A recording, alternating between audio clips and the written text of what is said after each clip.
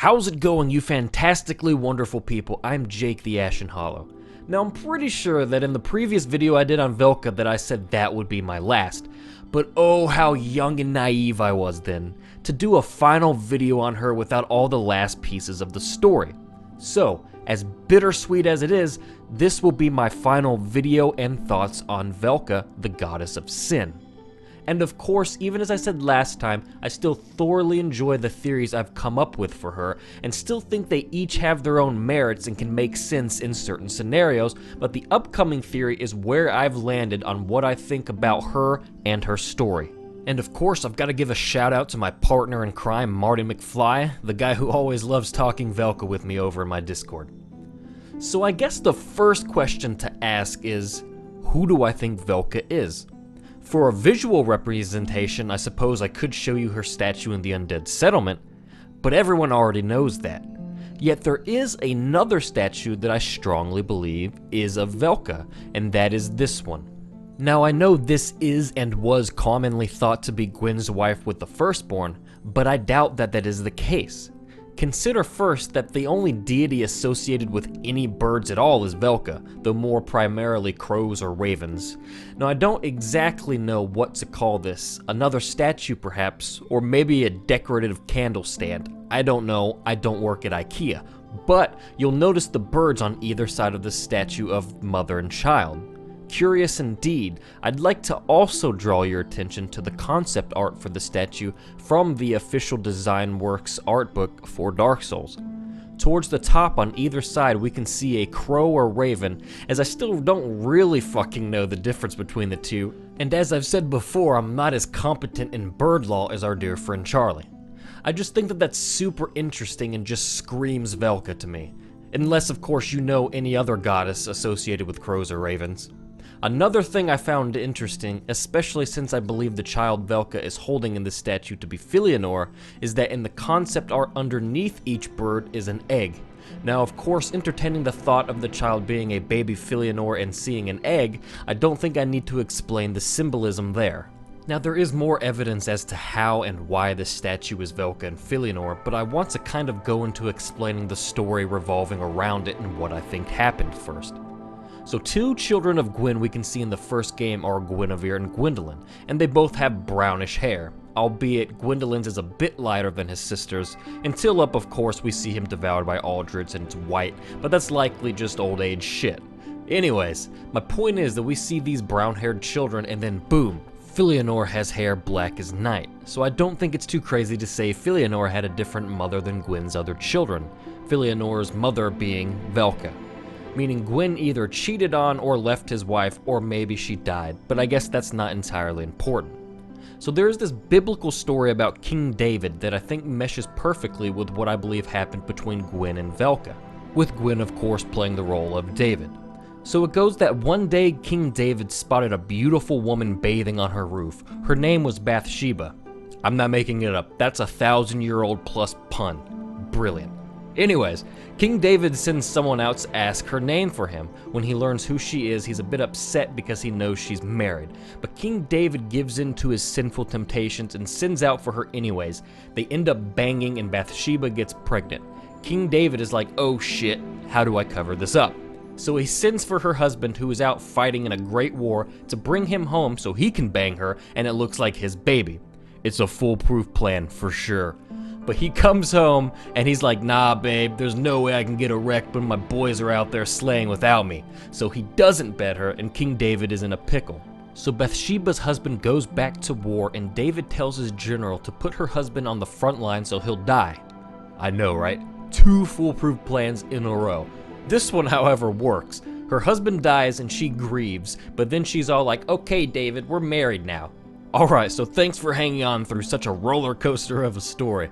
Now how does that apply to Gwyn though? Well, I think he wanted Velka in the same manner. I believe she was already married, though we obviously can't know who for sure, but I tend to think it was Ariamis. Let me explain why in this brief rabbit trail. First off, we know how much Velka is associated with the painted world, so that's a plus right there.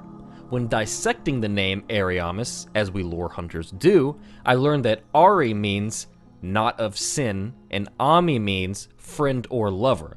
but of course Ariamis ends with an S, which could also make a word plural, so Ariamis could roughly translate to sinless lovers, which I think is pretty neato and seems like that could be right up Velka's alley. Though one thing is constant in all my theories of Velka, that I don't believe she was always the goddess of sin. I've always believed it was some event or tragedy that thrust her into that role.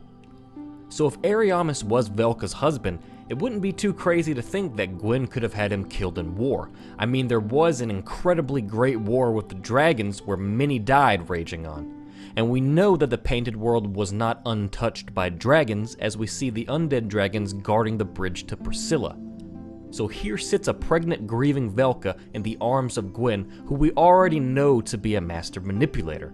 I think from there Velka was the highlight of Gwyn's life, hence erecting the statues of her happy with their baby Filianor. Then, as we know how the story goes, backed up against a wall, Gwyn gives his youngest daughter, Filianor, away as essentially a glorified hostage. That leaves Velka with a huge gaping hole in her heart. She grieves at first, retreats to the Painted World, forlorn with no place to go. Yeah, see what I did there? She sees everything else that occupies the painting, a bunch of things thrown away, beings with nothing left, so she shuts that shit down real quick when she realizes how much she identifies with them. She becomes the mother of the forlorn and dispatches guardians to guard the painting and ascends herself as the goddess of sin.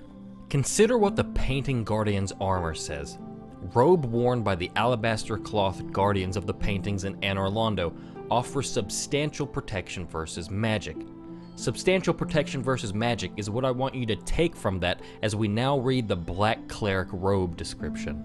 Robe worn by pardoners serving Velka, the goddess of sin. The pardoner's attire is uniformly black in color and said to be imbued with Velka's mystical power, which provides resistance against all manner of magic.